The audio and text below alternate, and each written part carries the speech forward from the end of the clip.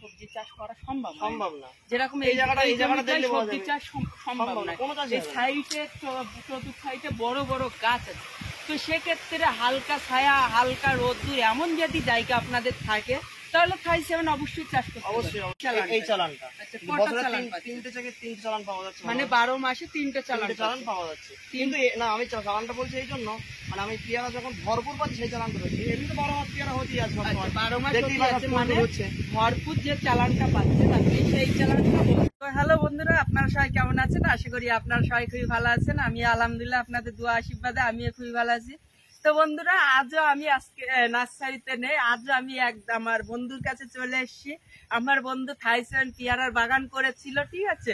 তো আমার বন্ধুটা আমাকে কল করে যে জাকির দা এত ফলন হয়েছে যে আমার গ্রামের লোক পর্যন্ত অবাক হয়ে যাচ্ছে যে এরকম ফলন কোথার থেকে হয়েছে বা কিভাবে হয়েছে, তারপরে চারা কোথায় পাবো এই নিয়ে তো উন্মাদ হয়ে যাচ্ছে, বুঝলেন, পুরো গ্রামটায়।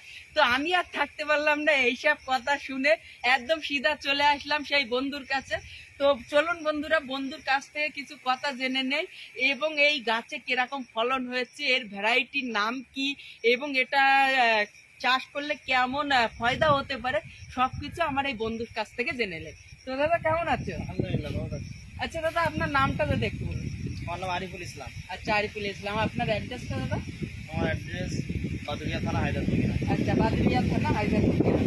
আচ্ছা, এটা বাদুরিয়া থানা, হায়দারপুর গ্রাম। বন্ধুরা বুঝতেই পারছো আমার দেওঙ্গা থানার পাশের গ্রাম, ঠিক আছে? আমার নার্সারি থেকে 2-1টা গ্রামের পরে, ঠিক আছে? তো এটা হলো বাদুরিয়া থানা। তো এটা কি ভ্যারাইটি লাগিয়েছিলেন?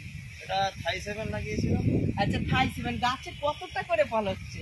গাছে আমি যদি মানে কিলোই বলি, একটা গাছ থেকে কম না হলেও 70 কেজিটা যে আমি নামাতে পারবো আজকে ইনশাআল্লাহ, আশা করি। আচ্ছা আচ্ছা আচ্ছা, এক একটি গাছে 70 কিলো দেখতেই পাচ্ছেন, আপনারা দেখতে পাচ্ছেন যে প্রচুর পরিমাণে ফলন হয়েছে। হ্যাঁ, এটা যদি দেখানো হয়, ওগুলো জরি বাঁধা হয়নি, কিন্তু এছাড়া ডবল পেয়ারা ওই সাইডে দেখলে বুঝতে পারবেন। এছাড়া ডবল। আচ্ছা আচ্ছা, এখানে কত পিস গাছ লাগিয়েছি? এখানে গাছ লাগানো আছে তোমার একটু গুনলে পাওয়া যাবে 80 পিস মতো হয়তো হতে পারে। আচ্ছা, 80 পিস মতন এই বাগানটায়। আচ্ছা, এই যে বাগানটা 80 পিস গাছ লাগিয়েছে, এই বাগান থেকে কতখানি দেখা যাচ্ছে? এই বাগান থেকে আমি গত বছরে বলতে এই পেয়ারা বাগানটা কতখানি জমি? 10 কাঠা। 10 কাঠা। আচ্ছা, 10 কাঠায় কত পিস গাছ লাগানো আছে? 10 কাঠায় 80 পিস মতো লাগানো আছে। আচ্ছা, 80 পিস গাছে কিরকম একটা ইনকাম আসছে বছরে? আমি যদি ইনকাম ধরি, ধরো এই পেয়ারাটা উঠলে আমার প্রায় 25,000 টাকা থেকে 30,000 টাকা পেয়ারা বিক্রি হবে। আচ্ছা, এই চালানটা। আচ্ছা, বছরে 3টে চালান পাওয়া যাচ্ছে, মানে 12 মাসে 3টে চালান পাওয়া যাচ্ছে। কিন্তু না, আমি চালানটা বলছি এই জন্য, মানে আমি পেয়ারা যখন ভরপুর পাচ্ছি সেই চালানটা রয়েছে। এমনি তো 12 মাস পেয়ারা হতেই আছে, 12 মাস আছে, মানে ভরপুর যে চালানটা পাচ্ছেন আপনি সেই চালানটা বলছেন। আচ্ছা, এই 3টে চালানে তাহলে কত দিন প্রতিদিন চলে যাবে? প্রায় লাখের ধাক্কায় চলে যাবে। প্রায় লাখের ধাক্কায় চলে যাবে। তাহলে এই 10 কাঠা জমিতে আপনি 1 লাখ টাকা ব্যবসা করছি। এইবার 1 লাখ টাকার মধ্যে আপনার খরচ হচ্ছে কত টোটাল এক বছর? খরচা এক বছরে ধরো আমার যদি বিশাল খরচা হয়, পয়েন্ট আনি দিয়ে সবকিছু দিয়ে যদি বিশাল খরচা 25,000 হলো কি 20,000 হলো। আচ্ছা, 20,000 খরচা আছে পানি টানি দিয়ে।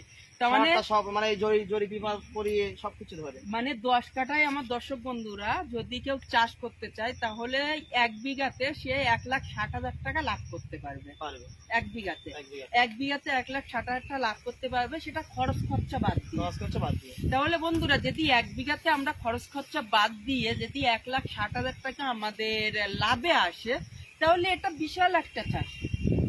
হ্যাঁ, গ্রামের লোক তো আসছে, দেখছে যে এই ব্যাপারে চারা কিভাবে পাবো। আমি বললাম ঠিক আছে, চারা আমি তৈরি করে দেবো। কলম বাঁধা আছে সব চারা, সব এখানে কলম বাঁধা চালু হয়ে গেছে বন্ধুরা। তো আমি আপনাদেরকে এই ভিডিওটা কেন করলাম, আমাদের কিছু কিছু জমি থাকে যেসব জমিতে সবজি চাষ করা সম্ভব না, যেরকম এই জায়গাটা সবজি চাষ সম্ভব না। এই সাইডে চতুর্থ সাইডে বড় বড় গাছ আছে, তো সেক্ষেত্রে হালকা ছায়া হালকা রোদ্দুর এমন যদি জায়গা আপনাদের থাকে তাহলে 37 অবশ্যই চাষ করতে হবে। অবশ্যই। তাহলে 37 চাষ করলে 10 কাঠা যদি চাষ করে তাহলে খরচ খরচা বাদ দিয়ে 80,000 টাকা সে লাভ করছে, তাই তো?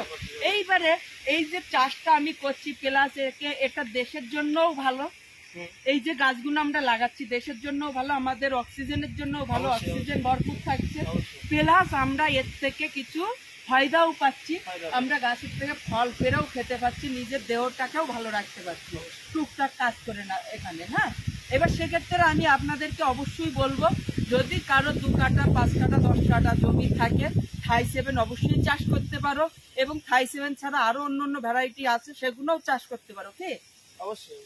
তো সেক্ষেত্রে একটা ভ্যারাইটি আমি আপনাদেরকে বলেছিলাম, সেটা হলো রেড ডায়মন্ড। তবে বন্ধুরা, রেড ডায়মন্ড ফলন হচ্ছে, হয়তো অন্য জায়গার ছাড়া আমি ফলন বেশি দেখিয়েছি, কিন্তু রেড ডায়মন্ড কিন্তু এরকম হারে ফলন হয় না। এই যে থাই-7 প্রচুর পরিমাণে ফলন হয়েছে, এক একটি গাছ 200-300 ফলন আছে, রেড ডায়মন্ড কিন্তু এত ফলন হয় না। তবে রেড ডায়মন্ডও চাষ করতে পারেন, তবে রেড ডায়মন্ড পেয়ারা চাষ করার আগে সেই পেয়ারাটা সেল করার জায়গাটা আগে খুঁজে নেবেন, যে আমার এই পেয়ারাটার যে অরিজিনাল দাম, সেই দামটা দিয়ে কেউ নেবে কিনা। ঠিক আছে, তবে এখন অবশ্যই আপনাদেরকে বলবো, থাই-7 আপনারা চাষ করতে পারেন, গোল্ডেন 8 চাষ করতে পারেন, থাই-5 চাষ করতে পারেন। ঠিক আছে, এই কটা ভ্যারাইটির মধ্যে আপনারা চাষ করুন। আর বারাইপুরের L49 খাজা এগুলো চাষ বন্ধ করে দিন আপনারা, কারণ ওগুলো অ্যাভেলেবেল হয়ে গেছে। পাশে আছে কিন্তু সে ফলন হয়নি। আচ্ছা, ফলন হয় একটু আর খাজা বারাইপুরে কিন্তু একটু ফলন হয়নি। আচ্ছা, আপনি দেখতে পারেন পরে। আচ্ছা আচ্ছা, বারাইপুরে পেয়ারা আছে। হ্যাঁ, ওই পাশে আছে, প্রায় 1 বিঘা আছে। আচ্ছা, ওগুলো চাষ বন্ধ করে দিন, উন্নত দুনিয়ায় উন্নত চাষ আমরা করতে চাই। ঠিক আছে, তো আমার নেক্সট ভিডিও আসা পর্যন্ত আপনারা ভালো থাকবেন, সুস্থ থাকবেন, ধন্যবাদ।